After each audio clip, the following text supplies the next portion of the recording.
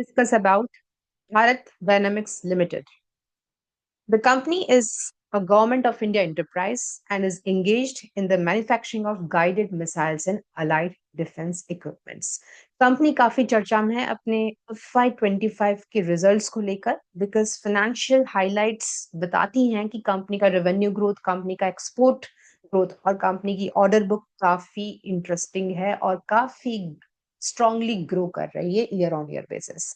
चलते हैं समझते हैं सबसे पहले कंपनी की और कंपनी के की प्रोडक्ट्स ऑफरिंग को जानते हैं।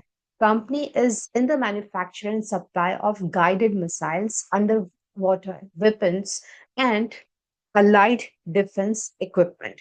गौरतलब बात यह है कि कंपनी का कस्टमर सेगमेंट में 81% रेवेन्यू गवर्नमेंट ऑफ इंडिया से आता है, 7% revenue as per FY24 export से आता था और कंपनी के पास में अच्छी खासी ऑर्डर बुक है विच शोज दैट कंपनी के पास में काफी सारा काम है करने के लिए, रेवेन्यू जनरेट करने के लिए। इसके अलावा कंपनी की मैन्युफैक्चरिंग यूनिट्स 3 लोकेशन पे है। कंपनी कैपेक्स को लेकर काफी प्रोएक्टिवली इन्वेस्टमेंट करती है। कंपनी को कुछ सप्लाई चेन से रिलेटेड challenges फेस करना पड़ते हैं because of the geopolitical situations in Europe, Middle East, but the company is focused towards solving this problem as per the FY25 updates. Apart from that, the company is proactively involved in R&D, looking forward for JVs, and also focused towards new verticals like guided bombs, drone delivered payloads, and so on. तो ये हुई brief understanding Bharat dynamics limited के बारे में कि company exactly करती क्या है। सबसे पहले हम कंपनी के फंडामेंटल्स और फाइनेंशियल्स को देखते हैं। Before that, let me tell you, this video is completely for the educational purpose and not an investment advice. The objective is कि आप इन्वेस्टमेंट प्लान करते समय किसी भी स्टॉक की कैसे, किस तरह से, कितने लेवल पर जाकर एनालिसिस करोगे, ये पूरा गाइडेंस आपको इन वीडियोस के थ्रू फ्रॉम द चैनल प्रोकैपलिस्ट दिया जाता है। So let's get started. Bharat Dynamics Limited का मार्केट कैपिटलाइजेशन 68,884 करोड़ है और आज की तारीख में कंपनी बहुत decent return on capital employed of 24% and return on equity around 18% generate करती है। गौरतलब बात यह है कि कंपनी के पास में आज फाइनेंशियल रिस्क के बारे में, फाइनेंशियल रिस्क के अराउंड कुछ भी नहीं है। That is the debt equity ratio is 0. And with this, let's deep dive into some more information. So, in the recent days, we could have seen that Bharat Dynamics Limited की stock prices में काफी changes आ रहे हैं। तो क्यों? क्या ये FY25 के जो results हैं उसका नतीजा है या कुछ और भी है? Now you might be wondering कि हम कैसे मान लें कि changes हैं? So let me take you to the chart of Bharat Dynamics Limited. See, थोड़ा सा आज हम हमारा स्टडी करने का तरीका चेंज कर रहे हैं and I want all of you to observe this. मैंने मंथली टाइम फ्रेम का चार्ट ओपन करके रखा है। प्राइस 1460 के लेवल से अराउंड 1150 के लेवल पर आई। प्राइस में करेक्शन अराउंड 50% तक के लेवल का हुआ और उसके बाद अब कैसे हुआ? So let's measure it right away. So इस तरह से प्राइस में हम करेक्शंस मेजर करते हैं कि अराउंड 50% का करेक्शन इस स्टॉक की प्राइसेस में फ्रॉम जुलाई टू नवंबर 2024 में हुआ और उसके बाद में अगर आप देखें कि इस स्टॉक की प्राइसेस ने क्या किया तो कुछ करेक्शन ऑब्जर्व हुए उसके बाद भी। किस तरह से? Let's measure it right away. 3 महीने के लिए प्राइस कंसोलिडेट रही और from 28 March 2025 onwards till date इस प्राइस के अंदर 113% का मूव आया। अब ये कैसे? So let's decode the complete journey right away. So FY25 के रिजल्ट्स को लेकर काफी सारी पॉजिटिव सेंटिमेंट्स मार्केट में देखने आए कि हाँ, कंपनी का रेवेन्यू ग्रोथ 39% से बढ़ा। कंपनी के पास में एक्सपोर्ट बुक, एक्सपोर्ट ऑर्डर्स जो करीब 161 CR के थे वो आज की तारीख में 1200 करोड़ सीआर के हो गए, राइट। सिमिलरली कंपनी के पास में अच्छा खासा ऑर्डर बुक स्ट्रांग हो गया, तो इसके चलते इन्वेस्टर्स के सेंटिमेंट्स पॉजिटिव हुए। अब क्या हम इस चीज को चार्ट पर देख सकते हैं, समझते हैं? बिल्कुल देख सकते हैं, समझ सकते हैं, बट उससे पहले हम कंपनी की कंप्लीट फंडामेंटल एनालिसिस करते हैं और समझते हैं कि कंपनी के फंडामेंटल्स क्या कहते हैं। प्रॉफिट एंड लॉस स्टेटमेंट को देखें तो उसमें हम सबसे पहले सेल्स नंबर पे फोकस करते हैं। आपको यहाँ क्या करना है, लास्ट 5 years के नंबर्स को स्टडी करना है। सेल्स नंबर को देखें, post Covid there is some change in the performance, in the sales revenue, in the operation of the business of the company. Recent के अगर मार्च 2024 तक के नंबर हमारे पास में है, तो ये बताते हैं कि कंपनी का ऑपरेटिंग प्रॉफिट 2020 के बाद से कुछ करेक्शंस के अंडर गया और आज की तारीख में कंपनी का नेट प्रॉफिट पॉजिटिव है, स्ट्रेंथन होने की कोशिश कर रहा है, क्योंकि मार्च 2022 में अराउंड 500 सीआर, 23 में एक डिप आया और 24 में हम इम्प्रूवमेंट देख सकते हैं। 25 की न्यूज आप सभी के पास है।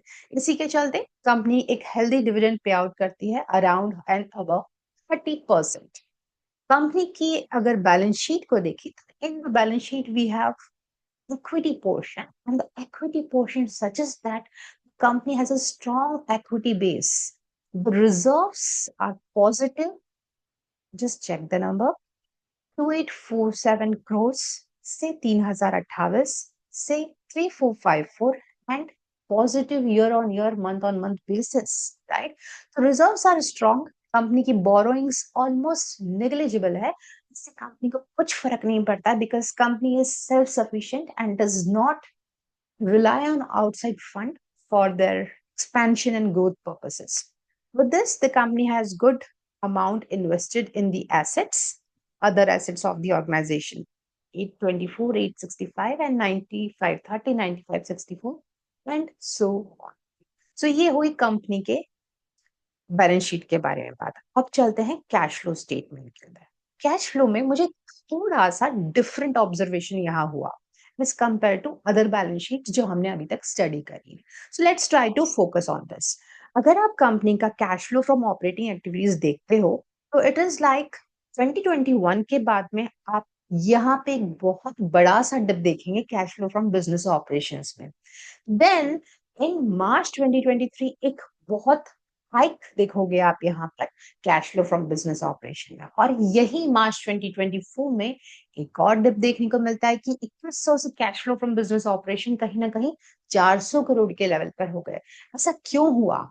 सो there are many reason for that and I believe firmly that company का ऑर्डर एग्जीक्यूशन को लेकर, कंपनी का सप्लाई चेन को लेकर काफी सारे इश्यूज आए हैं और इसी कारण कंपनी का cash flow from business operation थोड़ा हिला सा है।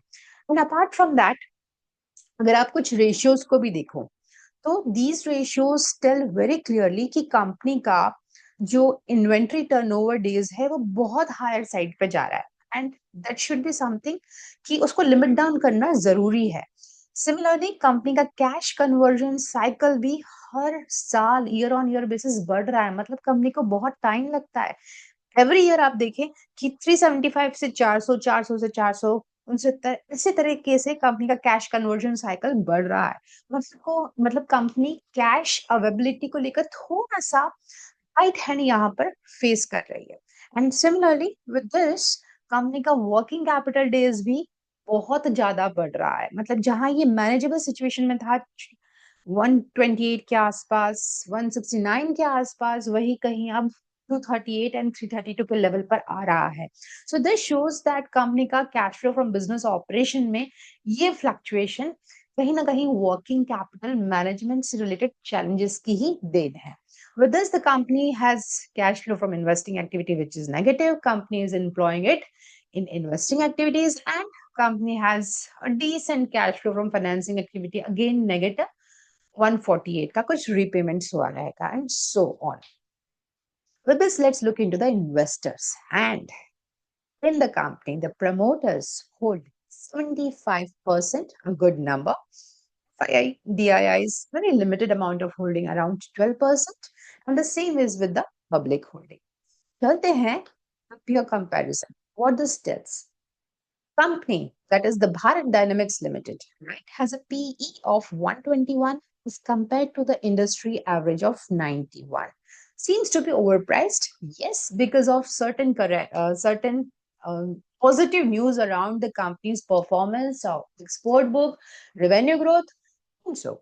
But with this, the company also have a super impressive return on capital employed as compared to the industry average, which is around 20. Company का 24 है, कंपनी का return on equity around 19 है, sorry around company का return on equity around 18 है, but the industry average is just 14. सो इसके चलते PE ज्यादा हो सकता है definitely because the company is having decent returns on its capital.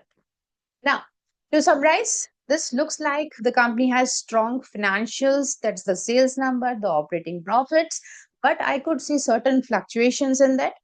Balance sheet, again, the reserve portion is very strong. When I look to the cash flow statement, I find it that the cash flow from business operation can be improved well if the working capital is managed more effectively. And with this, let's get into some highlights. So these are the highlights with regard to revenue growth, export book orders, और इसका impact कहीं ना कहीं हमें company के chart पर दिख ही गया.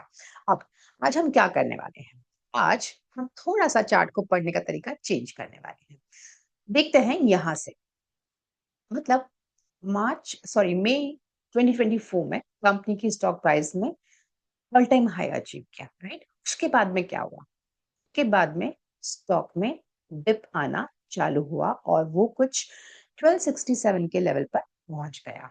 ठीक है, तो क्या ये कोई डिमांड सप्लाई का खेल था? बहुत ही सिंपल क्वेश्चन है. हम स्टॉक को बड़े टाइम फ्रेम पर देखते हैं और बड़े टाइम फ्रेम पर अगर हम देखेंगे तो हमें पता चलेगा कि क्या यहाँ पर डिमांड जोन बन रहे थे या ये कोई न्यूली फॉर्म्ड डिमांड जोन का रिएक्शन है.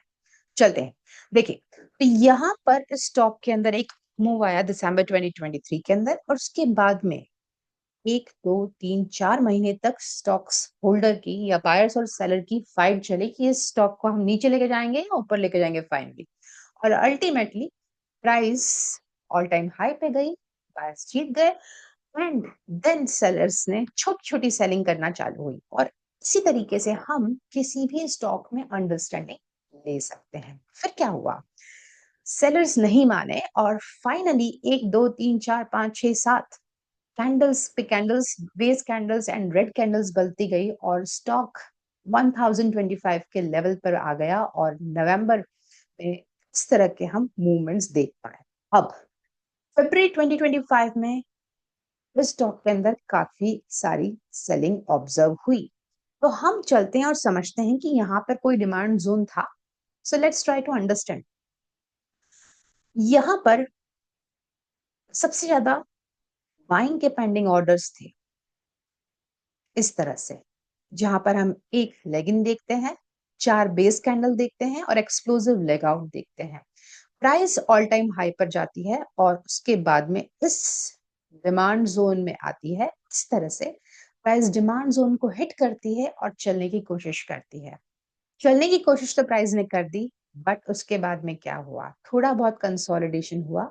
उसके बाद में यहाँ का जो मूवमेंट हुआ है, that is February 2025 से मार्च 2028 के बाद में प्राइस में एक ट्रेंड यहाँ पर नजर आया.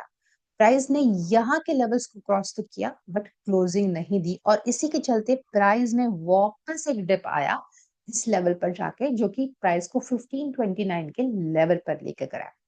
अल्टीमेटली क्या हम बोल सकते हैं कि ये जो अपसाइड मूवमेंट हुआ है इस मंथली डिमांड जोन का रिएक्शन रहा था?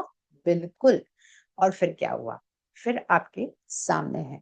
अब हम अगर आज एज एन इन्वेस्टर सोच रहे हैं कि चलो FY25 के रिजल्ट्स बहुत ही अच्छे हैं, करंट मार्केट प्राइस पे बाय कर लें, मार्केट ऑलरेडी इतना वॉलेटाइल है, क्यों हमें हमारे कैपिटल को इरोड करना है? तो हम करंट मार्केट प्राइस पे स्टॉक को बाय करना कभी नहीं चाहेंगे. So we always look for ऐसा पॉइंट जहां पर हमें उस स्टॉक में एक डिसेंट डिस्काउंट मिल जाए और वो क्वालिटी का स्टॉक हो. तो ऐसा कोई मुहूर्त आएगा, डेफिनेटली आएगा. उसके लिए आपको स्टॉक का monthly demand zone, quarterly demand zone identify करना जरूरी है. तो As a prudent investor, I will not buy at current market price, right? So this is again my level of understanding, which I'm sharing right away with you. Weekly time frame पर देखते हैं क्या हुआ. Weekly time frame पर orders यहां पर आए, monthly time frame को हिट किया, यहां से पिकअप हुआ, थोड़ा कंसोलिडेशन मिला, एक बार वापस इस रेंज में ऑर्डर आए और उसके बाद में स्टॉक ने चलना चालू किया. ये स्टोरी मैं आपको क्यों ही बता रही हूँ, क्यों मैं फटाफट से मार्किंग करके आपको वीडियो खत्म नहीं कर देती हूँ. The reason is that I want to share with you the exact behaviour of these candles. See, everything is as per the reaction of demand zones which formed in the charts and which you can see right away कि ये stock जब monthly time frame में आया, इसमें एक upside movement आया. जिसने जिसने patience रखा उसको वापस entry करने का मौका मिला in the monthly time frame, and then the rest is history as of now. So I believe that this understanding of decoding this stock, that is Bharat Dynamics Limited ke price action, was super interesting for all of you. Do like the channel Pro Capitalist, subscribe it, hit the bell icon, and do share with your friends and family.